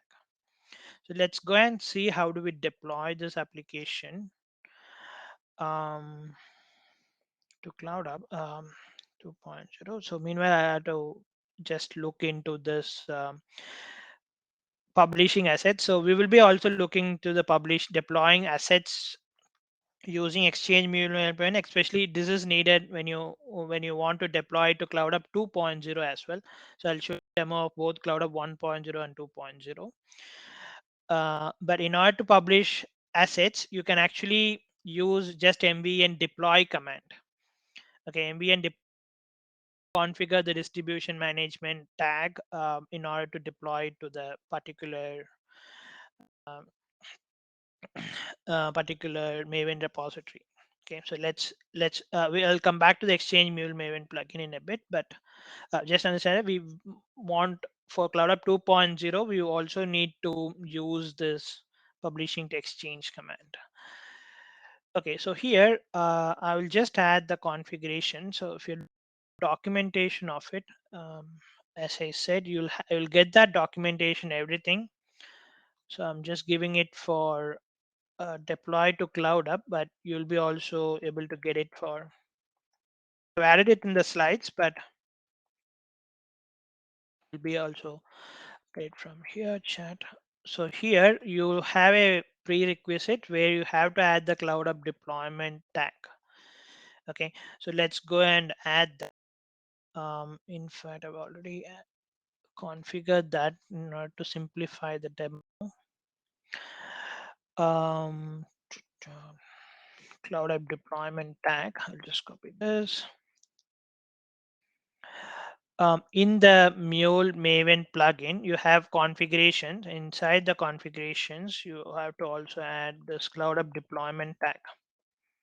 Okay, so I've added a business group. Since we have only a single business, I've just not given, so it will take the default one. If you have multiple business group, you can provide an ID. Okay, you need to provide an ID, business group ID instead of business group. So you'll have to it will deploy to that region. You need to provide a mule version.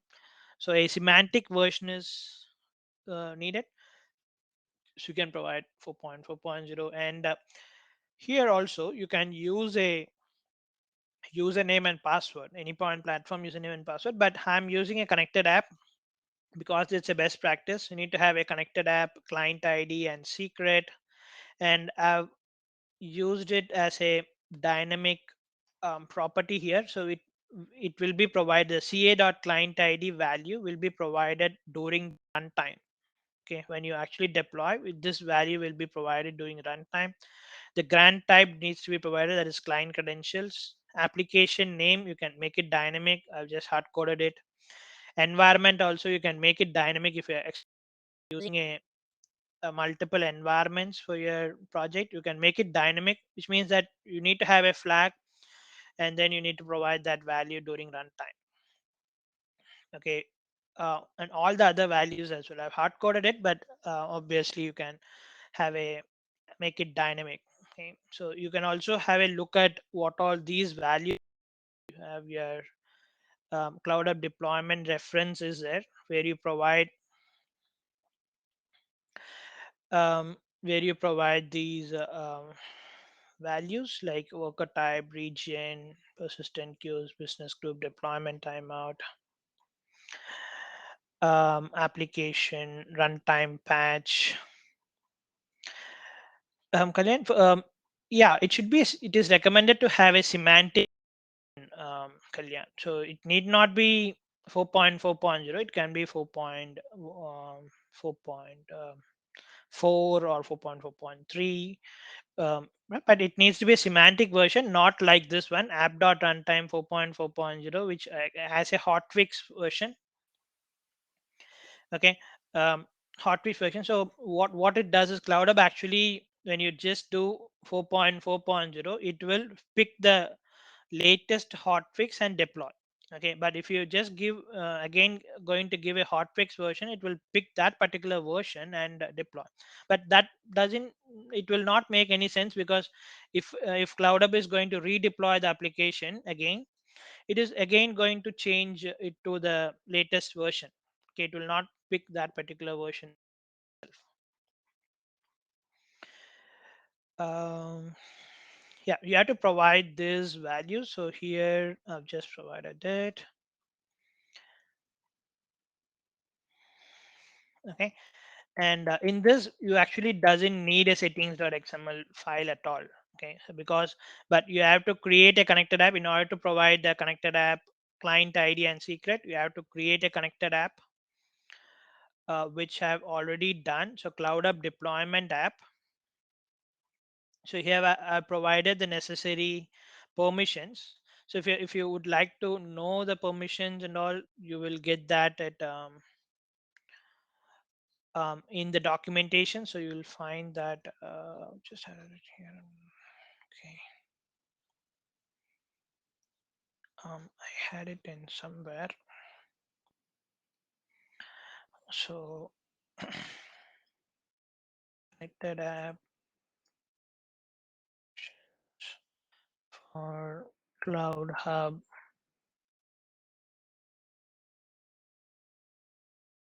deployment. If you search for it, you are going to get the permissions that needed to be provided in help, or you will get that in the documentation as well. Yeah, you'll have it over here. So in order to deploy to Cloudhub, so I'll just give it over here. I've also have documented in the slides. Anyway, so I've just created a connected app for it. Okay, so what I can do, I got the client ID and secret. Now once I have this one, so here in order to deploy to Cloudhub 1.0, I'm not making use of any distribution management, or not even a settings.xml file. Okay, so what I can do here is, what happened this one? It's still running.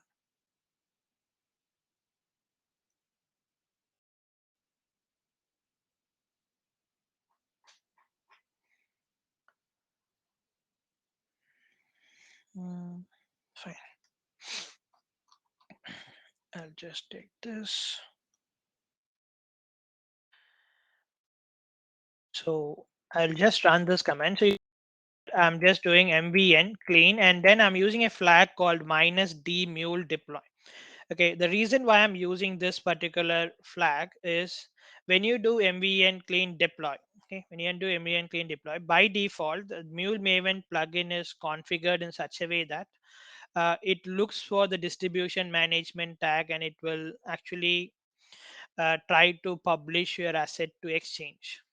Okay, so now we are instructing Maven that don't look for the distribution management tag. Instead, look for the Mule Maven plugin configuration.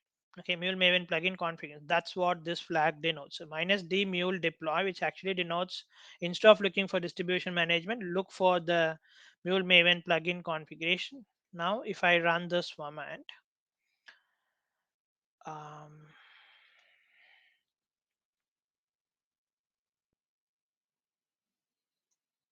okay, it will scan for the project. So since we have the configured credentials configured, it will run all the phases. Since we are running the deploy phase, so it will do validate up to initialize and verify and all the phases, okay, of the Maven, and even it will do an install. Okay, install, it will do it will install it the particular jar into our local repository as well. Okay, um, so you'll be able to see that jar. So I've given the group ID as org ID itself. Here you can see group ID as org ID itself, artifact ID, flights app, 0.0 snapshot. So I'll be able to see that in here. So you can see flights API is installed, have this snapshot, you have this jar file, so it will install it into this, and then it is going to create the application, creating application. So if we go to the um, runtime manager,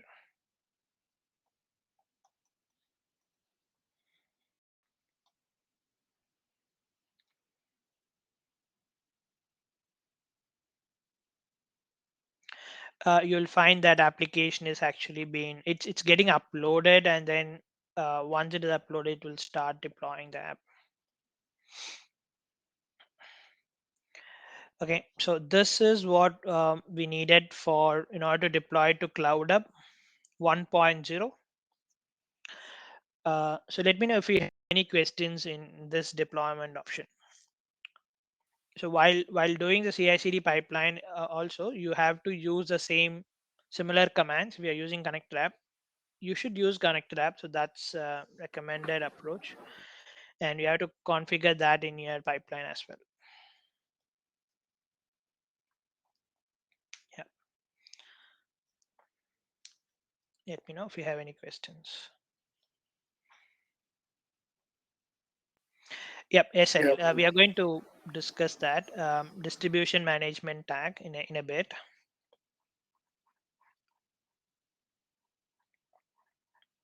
Yep, I think let's not waste time. We have only 10 minutes. So what I will do is um, I'll just stop this deployment. Um, yeah. Anyway, it's going to deploy. I'll delete this so that see when deploying to Cloudhub, you don't actually so you need to think about a few things here. Like when you are deploying to Cloudhub 1.0, the runtime manager will hold the last um, jar. Okay, the last jar of the deployment. The runtime manager is actually a repository.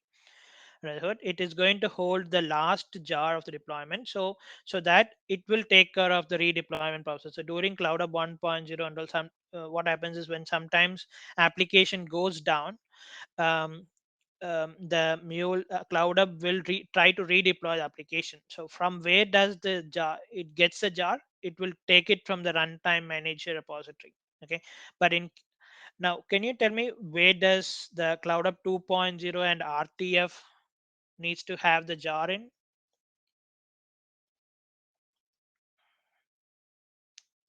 Exchange, absolutely. Yeah. So for Cloudhub 2.0, Cloudhub 2.0 is built on top of RTF, okay, RTF framework. Instead, it uses the Kubernetes, Docker Kubernetes cluster, but we don't really go into get into those details. For Cloudhub 2.0 and runtime fabric, you need to have the asset in the exchange. Okay. Now, in order to publish your asset to the exchange, you need to have the distribution management tag. Okay, because just by telling like mv and deploy, it will not be able to deploy the command. So what you would eventually do is you will add a distribution management tag. um, okay, we'll add a distribution management tag. Now in this distribution management tag, you will configure the same id. Okay, the id should be there in the repositories as well. Okay, now we can see that I'm just use the same id. So if you're using a different id here, you have to have the repository tag as well. You have to have the corresponding repository tag as well.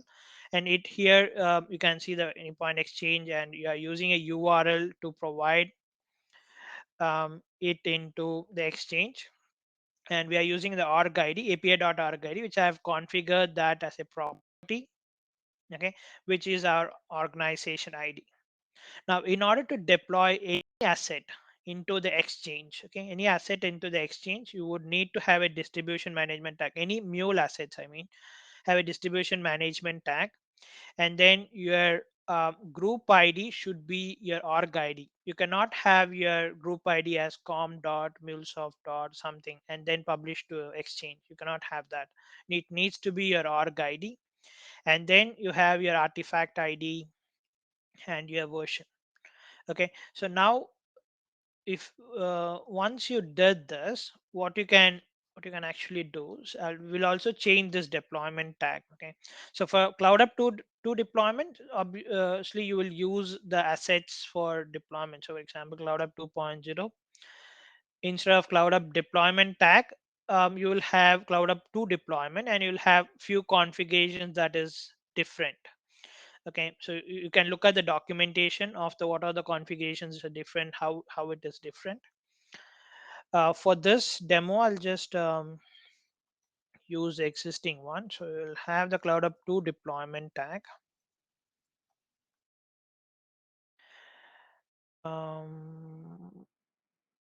Publish it, and you have similarly you have the business group. I've just kept it empty. Sandbox.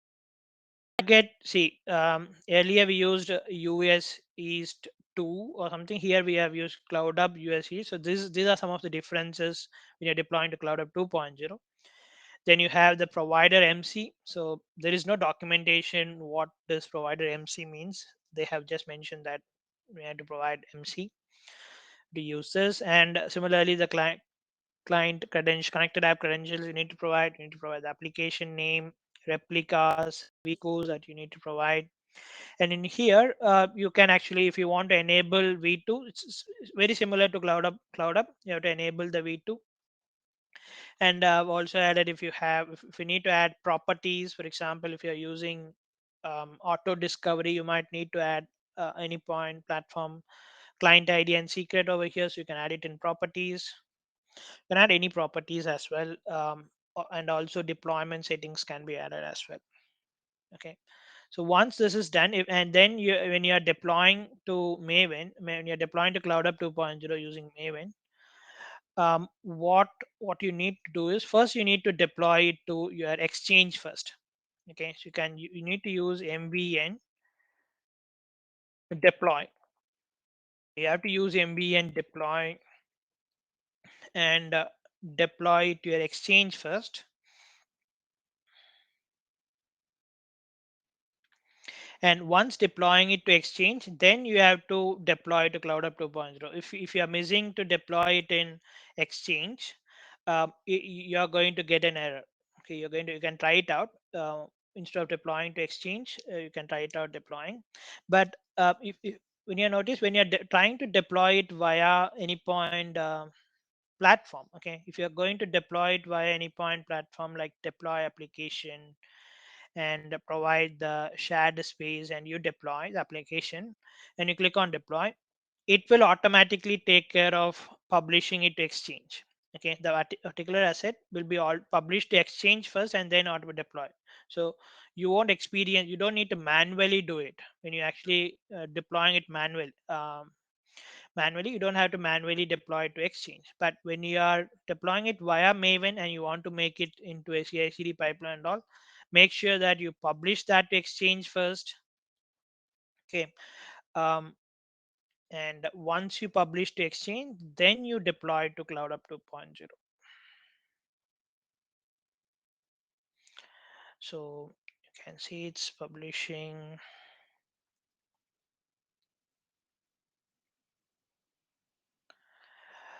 um yeah.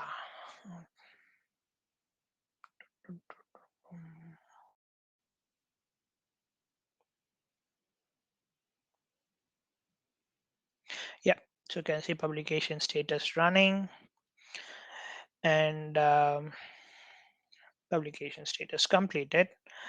So if you go and check that in the exchange, you will have a link here where you can test it if you want. Or else if you go to your exchange, if you go to your exchange, you will not find asset. Okay, you will not find an asset over here because it's not something that we can, it is not viewable to the organization and all. If you want to do that asset, you have to use like question mark type equal to app, With the type equal to app, you can see that flights API app has been actually published. Asset has been published to Exchange. Okay, uh, that's been published, and then you can run the same command, same Maven command, in order to deploy to Cloudhub 2.0 as well. So it will take that configurations that we have changed it in, change it over here. It will then start uh, deploying to Cloudhub 2.0.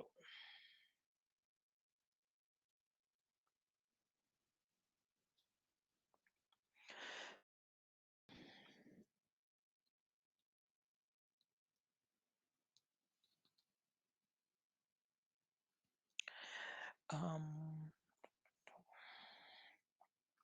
so you have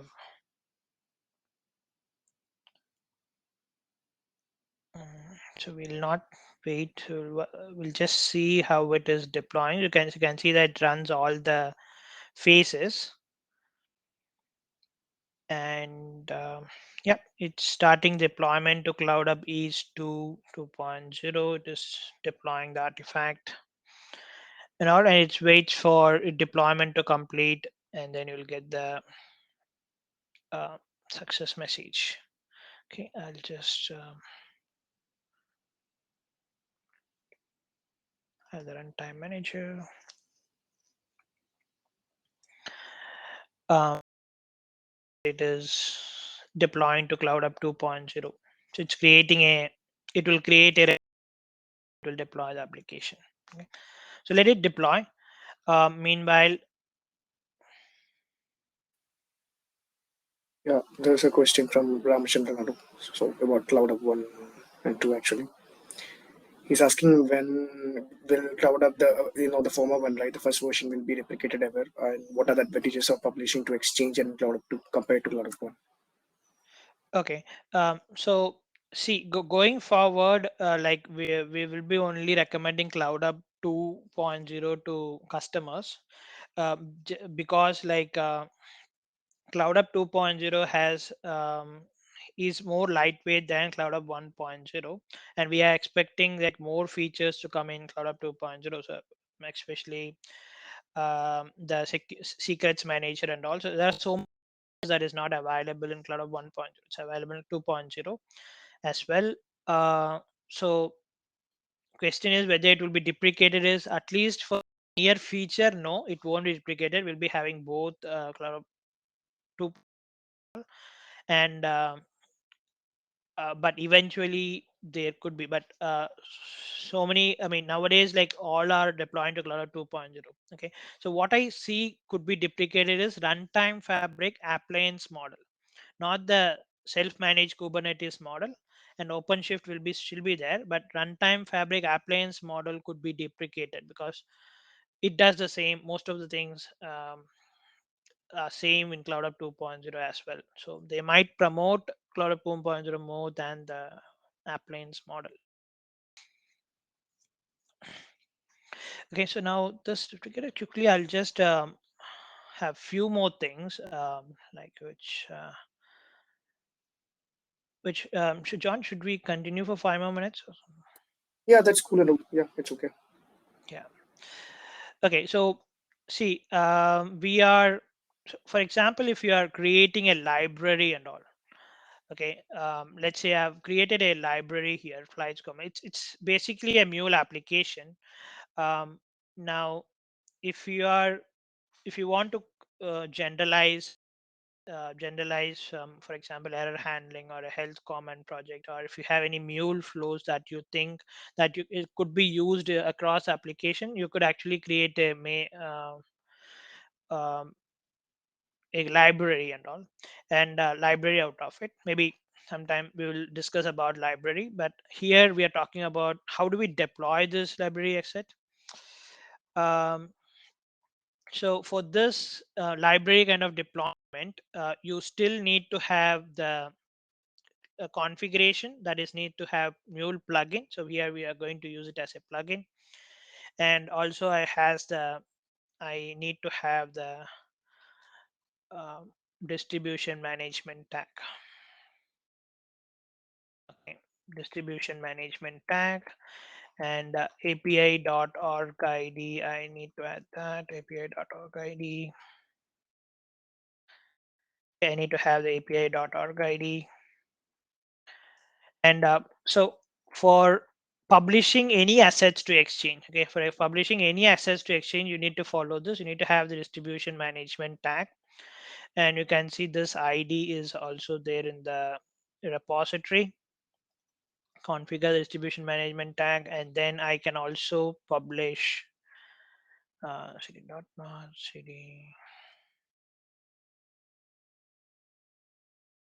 it's common, and I can use mbn deploy to publish that action. Since it's a library, it's a the classifier is set as Mule plugin. Okay, instead of creating it as a um, Mule application, it will create it as a Mule plugin where you will be able to see that in the exchange. So this time you will be able to see that in the exchange. So it will be pretty quick. Executing deployer, and then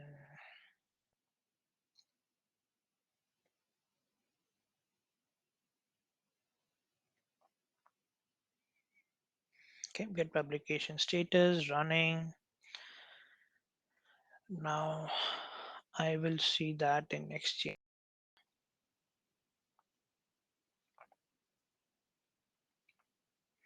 Can see the flights comment connector. It is deployed as a connector in an exchange. Okay, deployed as a connector in an exchange.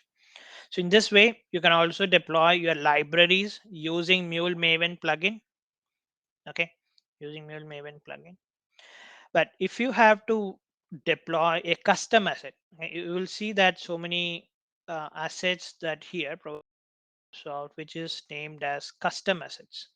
If you want to deploy a custom asset, a jar file or a POM file into the exchange, you cannot just deploy it via mvn deploy command and distribution management. You'll not be able to do. Okay, so for that, what you need to do is what I did is I've just created a Mule app again. Okay, but here I've just changed the packaging type is jar because I'm not using Mule Maven plugin. You can see that I'm not using Mule Maven plugin here. So I cannot give Mule plugin as a packaging type. So I'll just provide the packaging type as just jar. And I'm using Apache Maven jar plugin. So I'm treating this Mule application as a external jar, maybe a Spring Boot application or some other Java application. Okay. So when you are using that, you want an Exchange Mule Maven plugin. Okay, Exchange Mule Maven plugin is actually an something which is used internal in Mule Maven plugin. Okay, so it's used internal Mule Maven plugin, but when you want to deploy your custom assets, um, you have to use external Mule Maven plugin in an isolated way. Okay, so when you want to deploy your connectors, Mule application templates, policies, and all, you can use just Mule Maven plugin itself, which internally uses Maven Facade API and Exchange Mule Maven plugin. But when you want to upload a jar or a POM file and all, you have to use the Exchange Mule Maven plugin separately, like this. Okay. And here we have specified an execution section. What we are telling here is in the validate phase, okay, in the validate, run the exchange pre-deploy goal. Okay, and also in the deploy phase, run the exchange deploy goal for the Exchange Mule Maven plugin. Now, using this, now if I do have to configure your distribution management. Okay, and I do have to provide the group ID over here. That's all same, and more importantly, I have to provide the type as custom. I have to provide the type as custom. So in order to differentiate it's a custom asset or not for the Maven, then I can run the Maven command like cd dot dot, and then I'll cd custom asset. I'll do mbn deploy. So this now it uses this Exchange Mule Maven plugin. Instead of the Mule Maven plugin, it uses Exchange Mule Maven plugin to deploy your asset to Exchange. Okay, so let it deploy. So if you're looking for documentation, there is a GitHub repo. Okay, there is a GitHub repo which gives you how each asset has been deployed. For example, custom asset. So it's from the MuleSoft labs. It's from the MuleSoft itself. You have a custom asset, and if you want to deploy a custom asset or a custom library, you can have a look at the POM file over here. So you can see Exchange Mule Maven plugin has been used internally. Okay, and you can just explore how it is used for each assets. I can share that into your chat.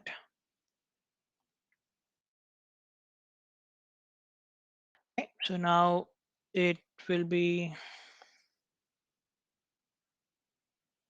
yeah, so there is an artifact.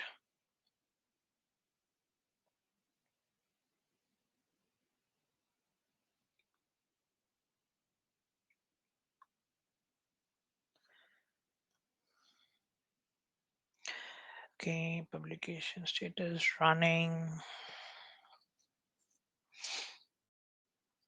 and it's completed, and you'll be able to see that asset in the Exchange as a custom asset, okay, which can be used for maybe documentation or some other purpose. Okay, but that's how you deploy custom assets via Maven.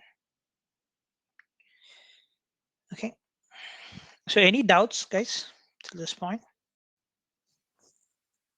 Let me know. Yep, So I nothing in the have, chat, Salo. Yeah. yeah, so I have the references. You can have a look at the slides and have all the references. Um, if you have any questions, let me know.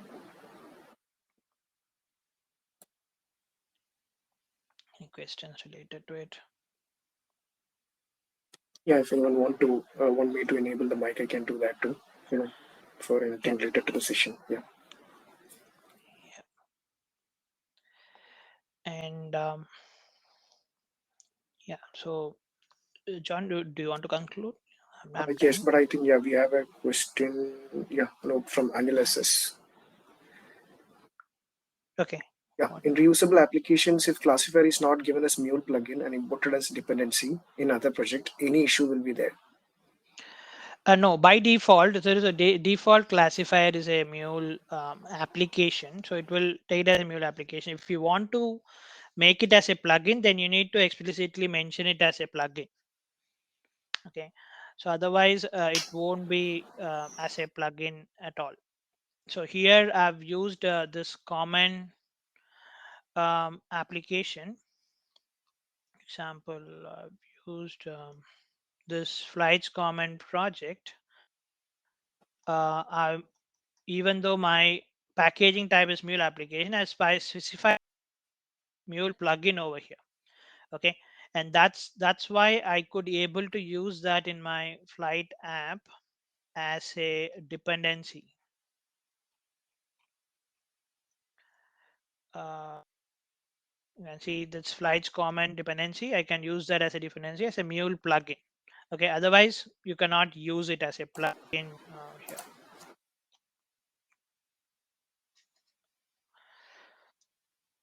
Yeah, I hope that answers, Anil. Yeah. I think, Anup, there are no more questions. So I think we are good to conclude. So, shall I share the screen or? Yeah. Yeah, I'll stop sharing. Yeah, sure, sure.